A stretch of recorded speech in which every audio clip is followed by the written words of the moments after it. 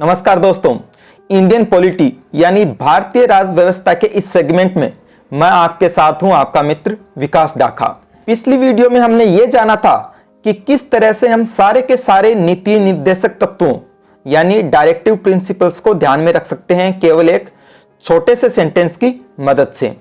और आज की इस वीडियो में हम यह जानने की कोशिश करेंगे कि संविधान की 12 अनुसूचियों को हम किस तरह से ध्यान में रख सकते हैं हमेशा के लिए। इस वीडियो के पर्पस के लिए आपको बस एक ही बात ध्यान में रखने की जरूरत है कि अनुसूची को इंग्लिश में कहते हैं शेड्यूल। इसके अलावा बाकी सारी चीजें आपके दिमाग में फिट हो जाएंगी अपने आप ही।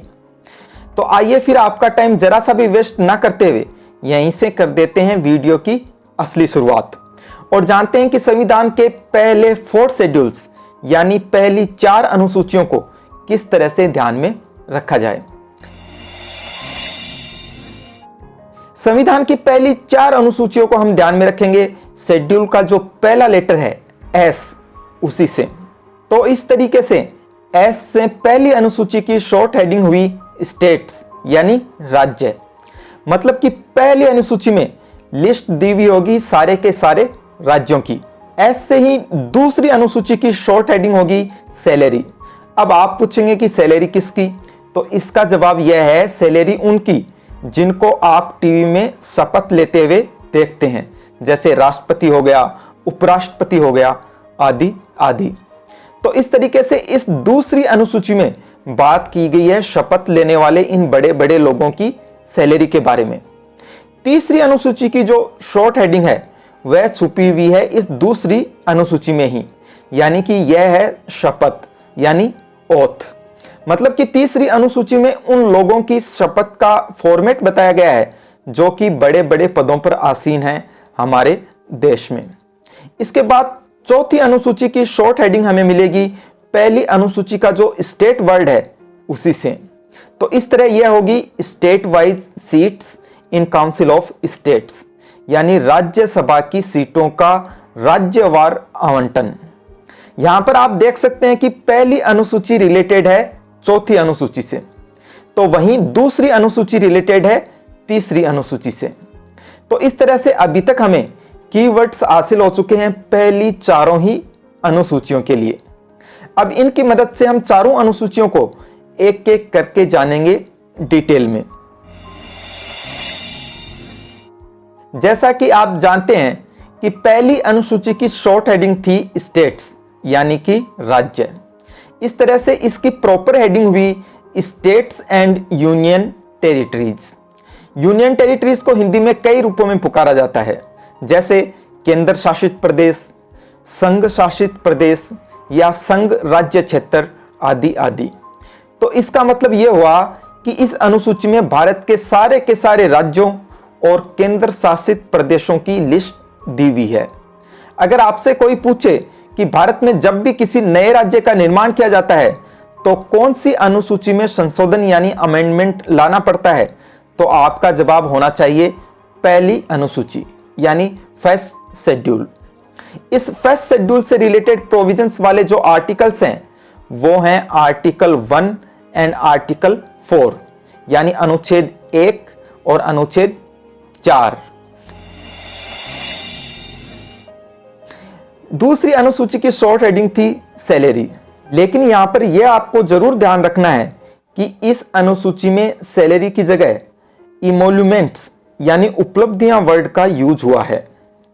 कहने का मतलब यह हुआ कि जब भी इस अनुसूची या शेड्यूल में यह कहने की जरूरत पड़ी है कि राष्ट्रपति की सैलरी इतनी है, तो उसकी जगह यह कहा गया है कि राष्ट्रपति की इमोल्यूमेंट्स या उपलब्धियां इतनी हैं।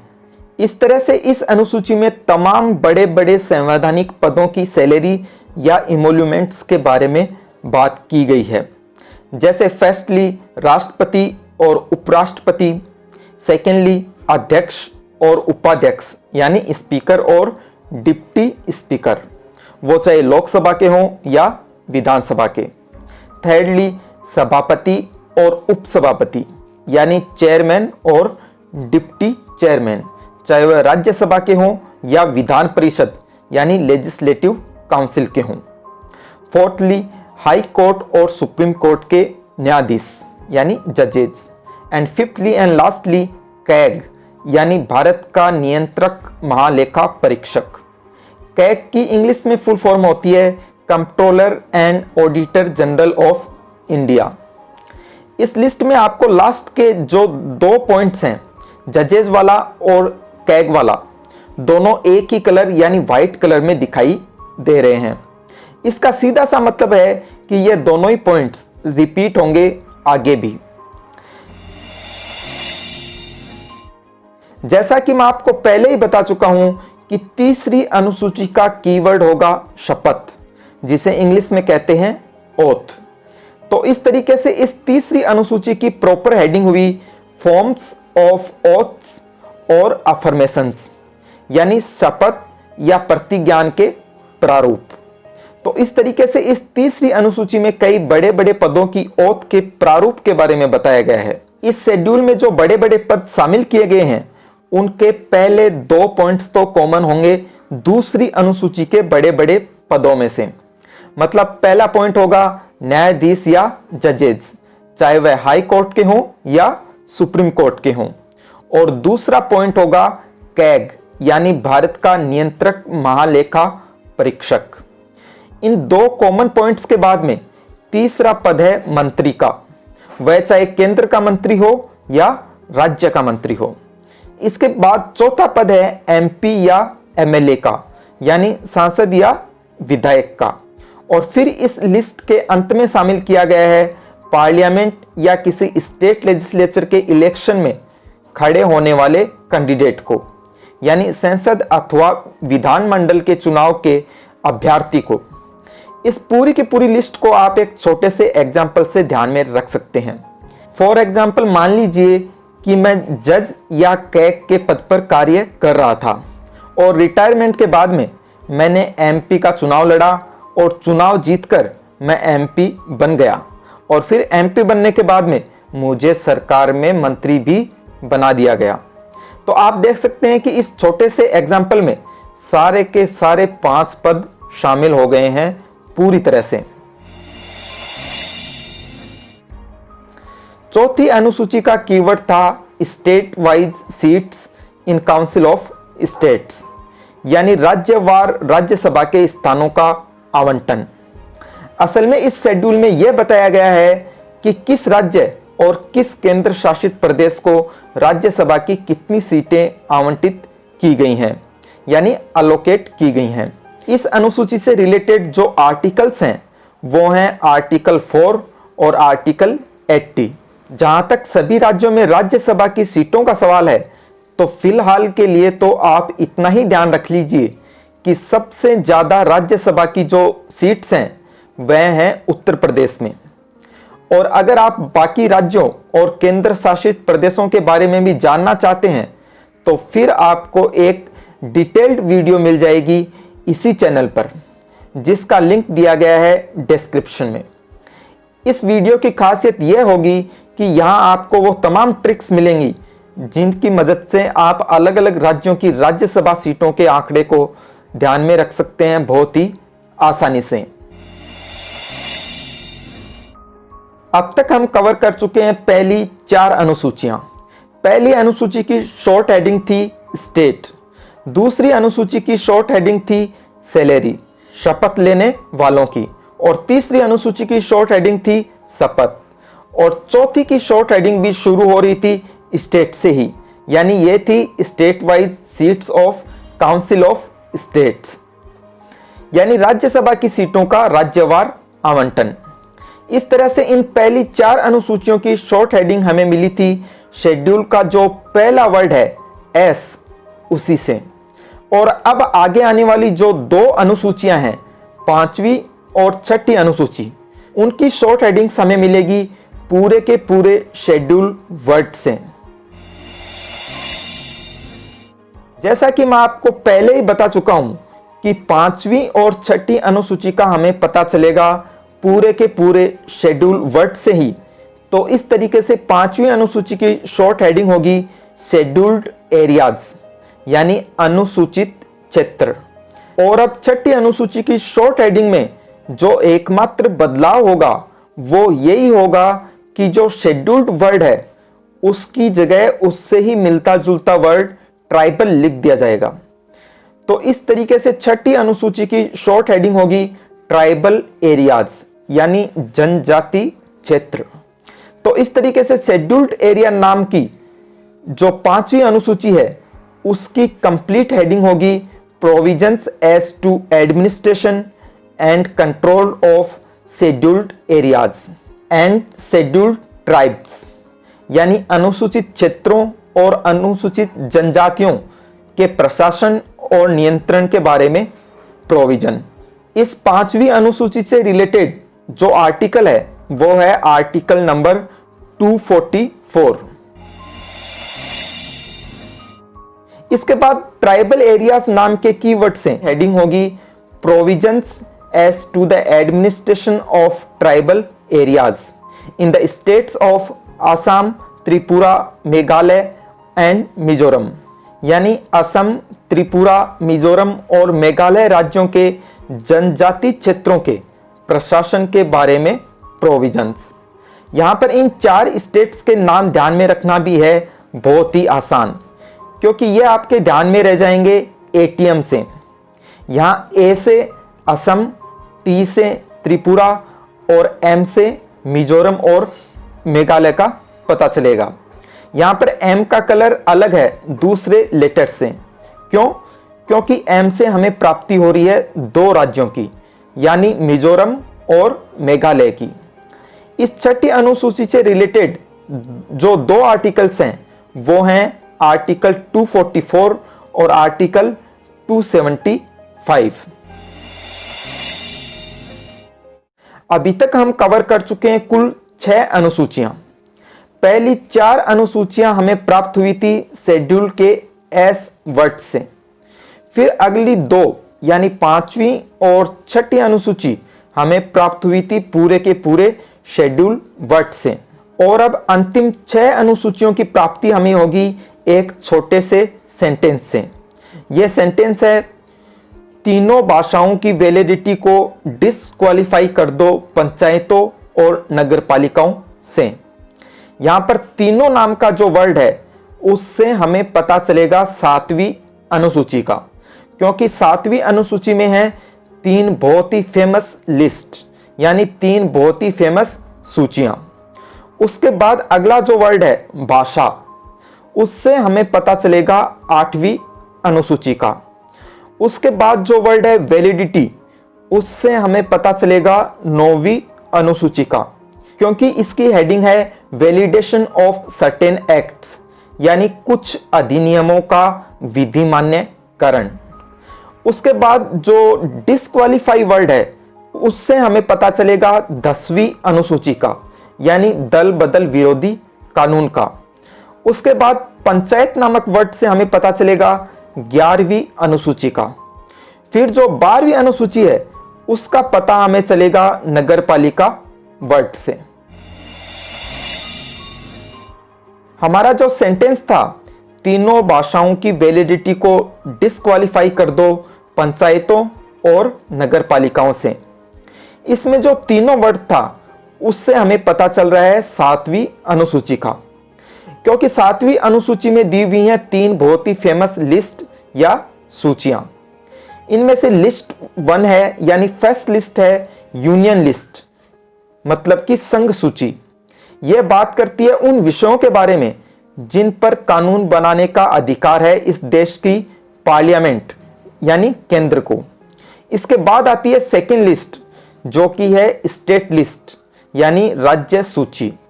यह उन विषयों के बारे में बात करती है जिन पर कानून बनाने का अधिकार है राज्यों को। इसके बाद आती है थर्ड लिस्ट, जो कि है कंकरेंट लिस्ट, यानी समवर्ती सूची, जिस पर कानून बनाने का अधिकार है राज्य और केंद्र दोनों को ही। यहां पर आप यह जरूर ध्यान में रखिए कि यह 7वीं अनुसूची रिलेटेड है आर्टिकल नंबर 246 से। हमारे सेंटेंस का जो भाषाओं वर्ड था उससे हमें प्राप्ति होगी 8वीं अनुसूची की। यह हमारे संविधान की सबसे छोटी अनुसूची है, क्योंकि यहां पर केवल नाम दिए गए हैं कुल 22 भाषाओं के, यानी 22 लैंग्वेजेस के। यह 8वीं अनुसूची रिलेटेड है हमारे संविधान के आर्टिकल नंबर 344 और 351 से। हमारा सेंटेंस का जो वैलिडिटी वर्ड है उससे हमें प्राप्ति होगी 9वीं अनुसूची की। यह वैलिडिटी वर्ड से रिलेटेड इसलिए है क्योंकि इस अनुसूची का काम है किसी भी एक्ट या अधिनियम की वैलिडिटी को कोर्ट से बचाना। पार्लियामेंट या राज्यों के विधानमंडल किसी एक्ट या अधिनियम को 9वीं सूची में इसीलिए रखते हैं ताकि कोई भी कोर्ट उस एक्ट या अधिनियम की कॉन्स्टिट्यूशनल वैलिडिटी की जांच ना कर सके। हालांकि अब वर्तमान में सुप्रीम कोर्ट ने यह साफ कर दिया है कि 9वीं अनुसूची में रखे हुए अधिनियमों का भी जुडिशियल रिव्यू किया जा सकता है आवश्यकता पड़ने पर।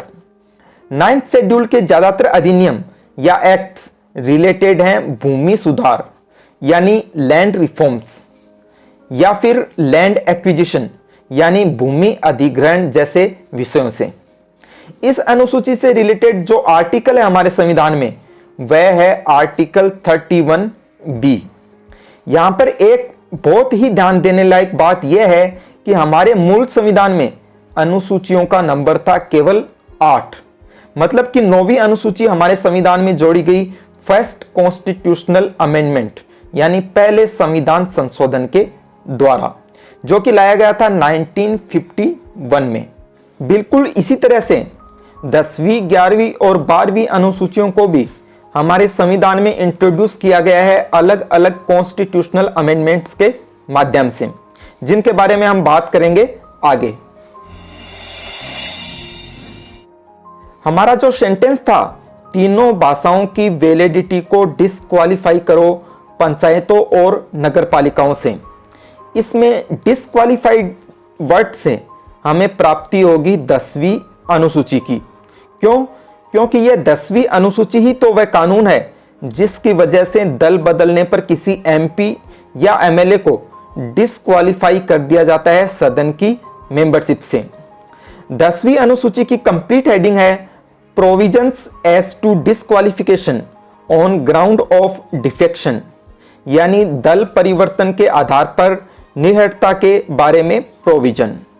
और इससे रिलेटेड जो आर्टिकल्स हैं वो हैं आर्टिकल 102 और आर्टिकल 191। इस 10वीं अनुसूची को संविधान में जोड़ा गया था 52वें संविधान संशोधन यानी 52nd कॉन्स्टिट्यूशनल अमेंडमेंट के द्वारा, जो कि लाया गया था 1985 में। यह बात आप हमेशा ही ध्यान में रखिए कि जो पूरा का पूरा दल बदल विरोधी कानून है वह है 10वीं अनुसूची यानी 10th शेड्यूल ही। अगर आप इस पूरे के पूरे कानून को डिटेल में जानना चाहते हैं बिल्कुल आसान भाषा में, तो इससे रिलेटेड वीडियो का लिंक आपको मिल जाएगा नीचे डिस्क्रिप्शन में। अब बारी आती है 11वीं अनुसूची की, जिसका हमें पता चलेगा हमारे सेंटेंस के पंचायत वर्ड से, यानी कि यह रिलेटेड होगी पंचायतों से।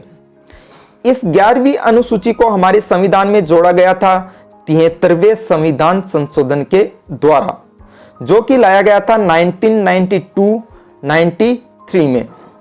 इस अनुसूची में बात की गई है उन विषयों के बारे में जो कि संबंधित है पंचायतों के अधिकार क्षेत्र से।